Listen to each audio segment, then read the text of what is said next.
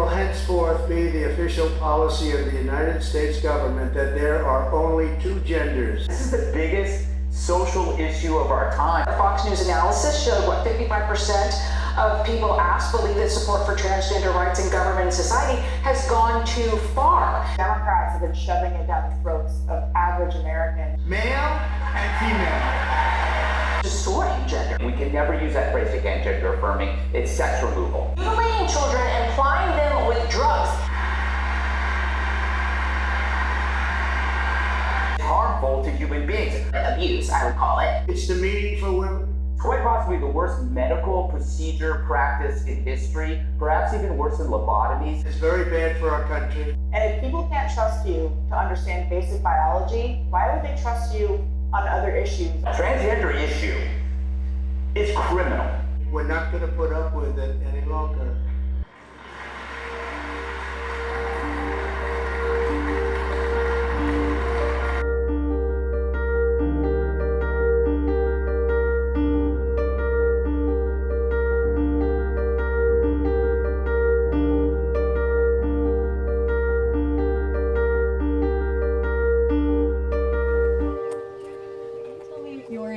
Your age, and your pronouns. My name is Lou Gabriel Davis. My name is Teddy Alexandra Gray. My name is Arden, he, him pronouns. I am 52 years old. I am 51 years old. I am 30 years old. And I use they, them. She, her, and hers. They can also be your majesty, your grace. Those work beautifully as well. Where are we? We are in Belvedere, Illinois. Chicago, Illinois, in the Bridgeport neighborhood. The lovely Des Moines, Iowa. It's flat. The humidity is here because of corn sweat. Sorry, we live in farm country. How would you describe your gender identity? Oh, a long, windy road. I would describe my gender identity as transmasc. My gender identity is transgender male to female. I've been non-binary for 5-6 years. I'm straight, I guess. I have a cis wife, a beautiful daughter who's 4. So I tend to be on, I was a tomboy for a while, and then finally got comfortable enough to be Arden. I spent my whole life in Missouri until I moved here. Trans or queer wasn't quite accepted there. Everything's on a binary, so it's barely acceptable to be lesbian or gay man, you know? And so when you get off of those things, people are like, what? Who are you? As young as 5, just wanted to be like Spider-Man or superhero. Puberty became a thing. That's when I was like, wait a minute, this is not right. I've been an entertainer my entire life, and when I really started performing in queer clubs and LGBT venues, I would always make the joke that I grew up a little femboy on the southwest side of Chicago who turned into a Barbie. I was reading a magazine, and I can't even remember what it was, but it was about 6 years ago. And I started reading about genderqueer and just being queer and transmasc and all these things. And then when I got to non-binary, I was like, oh my God, that's me. Like this is what I've been looking for, because I've never felt like I was a lesbian. And I even had struggles saying lesbian, and I would consider myself gay. But then with the binary, a lot of people would be like, well, you're not a man though, so you can't be gay because you're lesbian. I didn't love who I was. I didn't enjoy who I was seeing in the back of my reflection. I remember going to parks and being asked, are you a girl or a boy? And I would, yes, they think I'm a boy. But then once puberty happened, that's when I was like, you know what? I'm not happy. I went through a major depression. That's when I had like my first girl crush too. So that's when everything kind of like spiraled into like, I was physically getting sick. My parents always thought that I just was trying to skip out in school, but in reality it was just like, I'm not happy. Started to socially transition, I think, in my early mid-20s. I don't think I really officially dived in until like my 30s.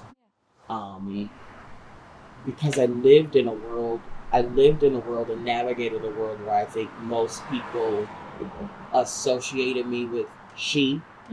And even though there were people who didn't care for it, I think most people in my life were like, that's a girl. I have thought about top surgery for a while now. But the waiting period here is a long wait.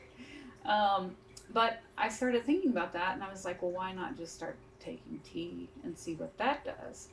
And I think part of it is I was raised that trans people were perverts and bad and these kind of things, and I had to really deconstruct some things in my mind, and really figure out who I am. And that's been a long process, and I had to really let go of some transphobia that I had, that I didn't really realize I had.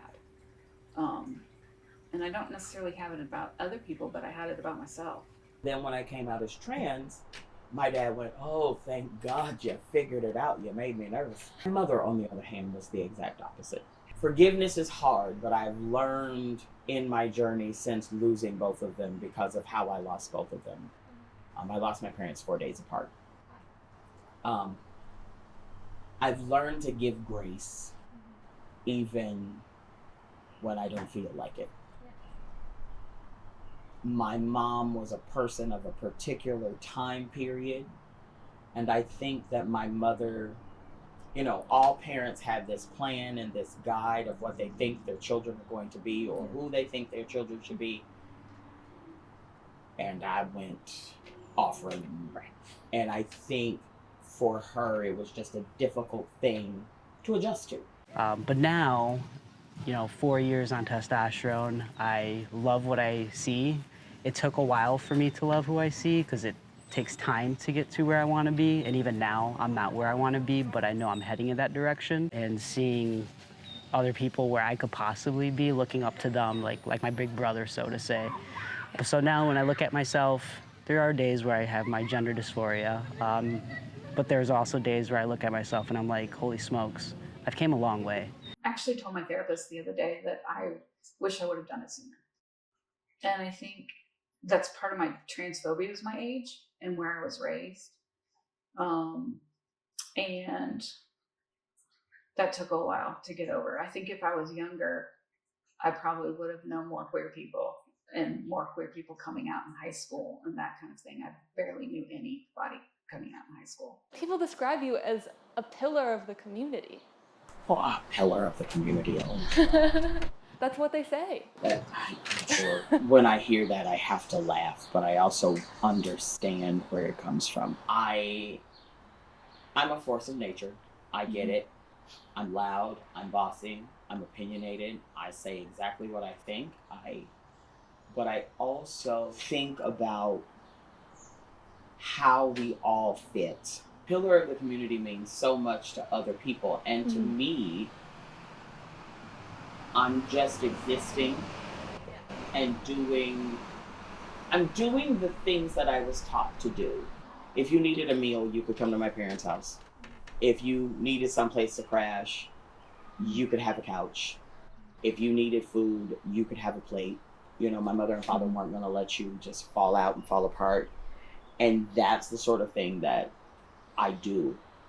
As far as community is, for me, it's the people around us, and we have to be willing to step in and take care of each other. My wife being my hype man, you know, it definitely helps out. We've been together for almost 13 years now, so we're pretty much high school sweethearts.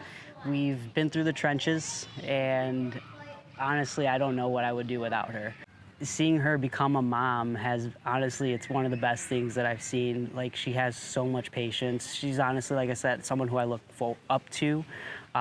She's the mom that, you know, I love my mom to death, but she's the mom that I wish I had. We went to her first ballet recital. She did awesome. She's been practicing since January, and seeing her get on stage, there was a lot of people. So seeing her get on essentially the same stage that I performed on, I was a band student. So seeing her up there got me really emotional, and it's like seeing her not having any rhythm to, you know, tap dancing and swirling around. She did awesome. It was a bittersweet moment seeing, because she's grown up. I've tried so many years to embrace some feminine quality of myself. I've grown my hair out several times. I've worn skirts, makeup, the things that people think are feminine, to look that way. Just because I've also been harassed in Missouri, chased out of bathrooms, that kind of stuff for looking like a man. How have you kept yourself safe?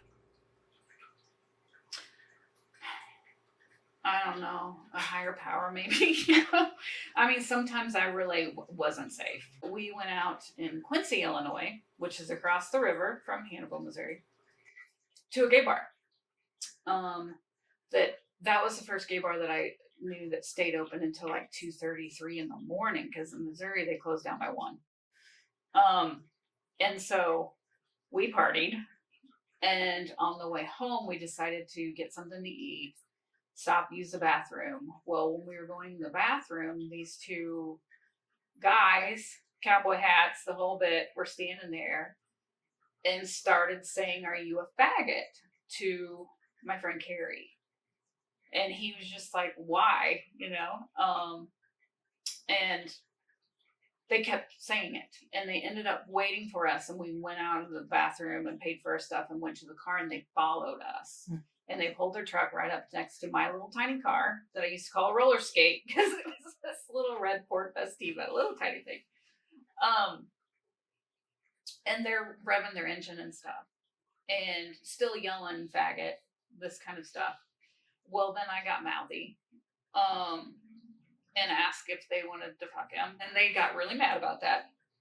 And they ended up chasing us pretty much out of town in 30-mile-an-hour zone into country roads kind of thing. We were probably going 70 with them right on our butts and coming up next to us and that kind of stuff. That was pretty scary. One of the things that I talk about in being gay people and queer people is that when our genetic families fail us, we have the ability to make our own. I find myself being this community leader who is a matriarch, who is an elder, who is someone who takes care of children. There are a lot of people in this community who call me mom, grandma, auntie. I am a 52-year-old Black trans woman. According to certain statistics, I'm not supposed to be here because the average age of a Black trans woman is 35. Thank the gods I've not experienced any of the things that would have removed me from the world. And so I think for me, community is both looking in the past and being prepared to stand on the shoulders of the people who came before me, but it also goes, what foundation am I setting for the people who are going to stand on my shoulders both now and when I'm gone? And the minute I put everything in my little car and got off the highway, because I take 55 from St. Louis up here, I just started weeping. I mean, I was just crying because it just felt such a release to not have to deal with Missourian every day. Unless you're queer, you don't understand it. You just really don't. It's nice to see the community, and that's what brought me to do this, was because I'm very stealth. I don't want anybody to know, but I have a daughter, and I want her to realize that she needs to be authentic for herself. And people, you're not going to please everybody. So, you only get one life, so you should be able to enjoy it and do what you want. As long as, you're not hurting anybody or anything like that. What's the harm in it, I'd never had that person to look up to, like, oh, wait, he's trans. If he could do it, I could do it. So I want people to know, like, it's okay to be yourself. If you feel that, something's wrong, nothing is wrong, just do it. Your best life, enjoy it, have yourself a good time. That's it.